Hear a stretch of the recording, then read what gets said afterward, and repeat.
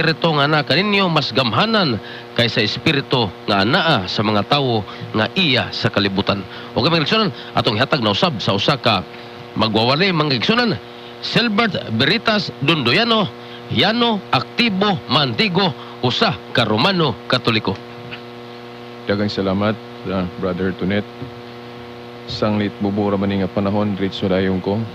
Akong hisgutan diri ang kadtong hisgutan ni kung wa ko malimot sa kadtong magwali gali alas 11 kadtong sa Adventist nung lahi po dili po sama sa atong higala no nga iyang gihisgutan kanang Easter Sunday ba nga dunay siya gikutlo nga referensya nga iyang gipasabot nga kasaulugang pagano.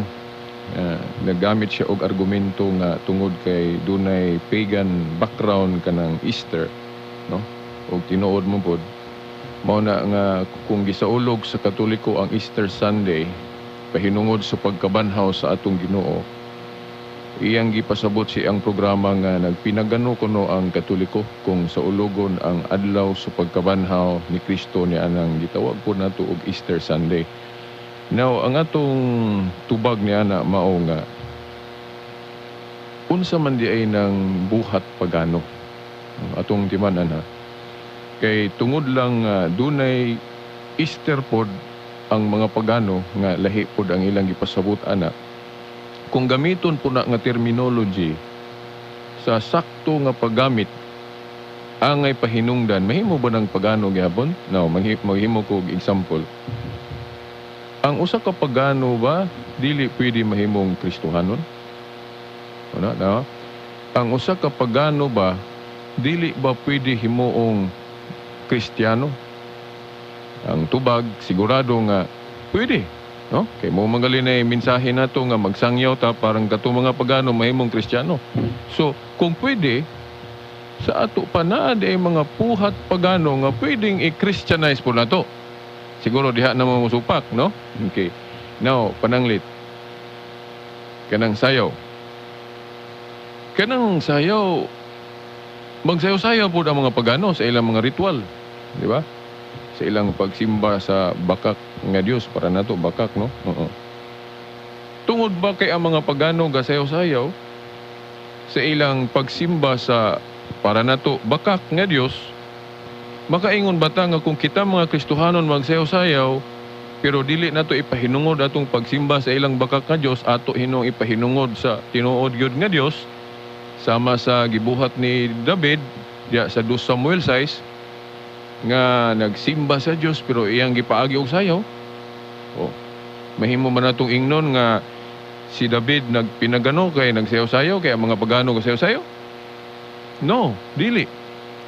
Kay dili man ang maong gimbuhaton, dili man ang sayaw mo'y nakapapagano sa mga pagano, kundi nahimo silang pagano tungod kay ang ilang pagsayaw, gipahinungod, gi-offer nila sa pagsimba sa bakak nga Dios o dili tinuod nga Dios.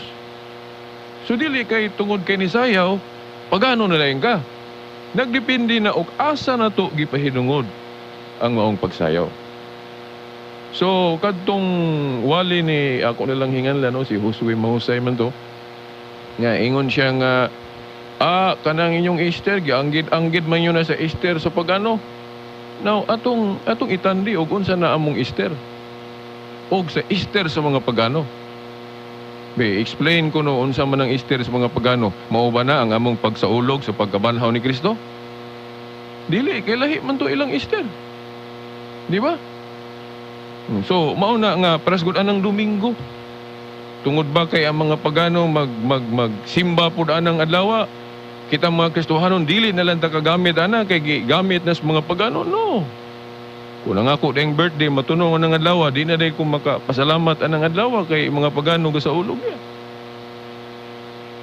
So, ingon na ang atong point diha nga gani sa Katoliko nga pagtuo gituyo na usa sa hinungdan ana nga mogamit og mga terminology nga gigamit po sa mga pagano pero ang meaning gilahi na to nga dili gyud nato ipareha sa ila kay pinagano man to ila. Atong gilahi ang meaning nga ang meaning ipahaom yun sa tinuod nga pagtuo. Oh. So, ang among gisaulog diha anang Easter Sunday adlaw man sa pagkabanhaw sa Ginoo, pagano di na. So mo na example sa pwede na to ingnon pagano pero gihimong Kristiyano. O ang pagano nahimong Kristiyano. Nganong nahimo ng Kristiyano kay lahi naman ang gisimba, lahi naman ang gipahinungdan. So, mao na nga tong point diha, no? O ang iyang style no sa pagwali nga tungod kay ang simbahan ko nung Katoliko gatudlo nag wala na subay sa Biblia, of course iya man pud noon tong kanang iyang pagsabot, no?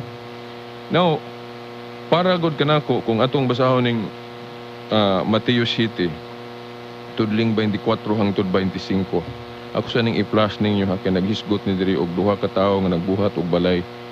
Para nako importante kay ning point ang pagtulunan ani. Para dili ta magbasta-basta na lang din maghukom ba sa simbahan nga original. Sayon-sayonon na nato ingnon ba nga naapostata o naapostasi, no? Kung makaprove ta nga kining simbahang Katoliko original yun nga gitukod ni Kristo, si kinsa man ta nga mo challenge sa iyang hubad sa Biblia, siyang interpretation. Kay mura man ta ana gud og ni challenge og Supreme Court. Diba sa teorya nato sa atong balaod, magdebate ng mga abogado sa balaod. Pero tingog na gali sa Supreme Court, na abogado mo ingon mo challenge, katawhan ka na. Diba? Sa kuha na. Kay final authority yun ang Supreme Court. Na kung maghisgot ka o Biblia, yun na ni mo po naman ni Supreme Court ng Biblia. Diba? Si Kristo gatukod sa Supreme Court. Unsa man, mga apostoles, una. Diba? Ingnan pagal niya, ang inyong idili na ko sa langit, binding and loosing. Dayon ang usag yun katao nga iyang single out yun anang authority si Peter, diba? Mateo 18:19. Nga mumagali na sa among pagtuo nga ang mga apostoles tanan puros na mga justices. Si Peter mo chief justice mo na among tan-aw nga ang grupo sa mga apostoles pinanguluhan ni Pedro mo na Supreme Court sa Biblia. Diyan ang pangutana, usa may labot sa inyong mga obispo. Succession. Kay kanang mga chief justice bitaw nato na man mo mga sumusunod, di man na kay magpirmi nin tina, pulihan man na. Oh. History will show us that ang successor ni Peter mo na mga Santo Papa. History will show us nga ang successor sa ubang mga apostoles mo na ubang mga obispo. Kinsa may maka-challenge ana kami, mo magali na bisan sa Wikipedia. Oh, gikan ni Peter hangtod karon, Katoliko may makahatag nga kanang opisinaha gi huptan gyud na sa Katoliko. So mo na kung mo challenge ta sa interpretation sa magisterium, tawag na magisterium among Supreme Court. Now, sa marag katong akong giingon kaganina, abogado nga ni challenge sa tingog sa Supreme Court. Mo na among point dia.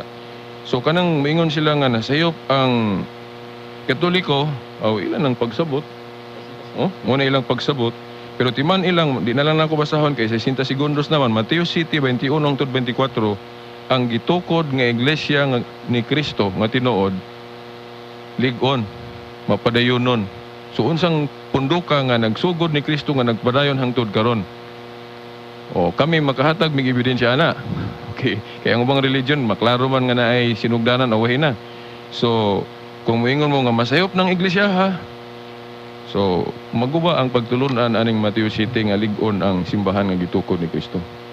So kana lang daghang salamat og maayong hapon. Okay, daghang salamat mo katong mag-igsoon si Brother Silbert Veritas Dunduyano, Yano Aktibo Mantigo. Kinahanglan matag adlaw maggahin kitag takna pagbasa sa pulong sa Dios ug sa pagampo ug mamati kun unsa unyay isulti niya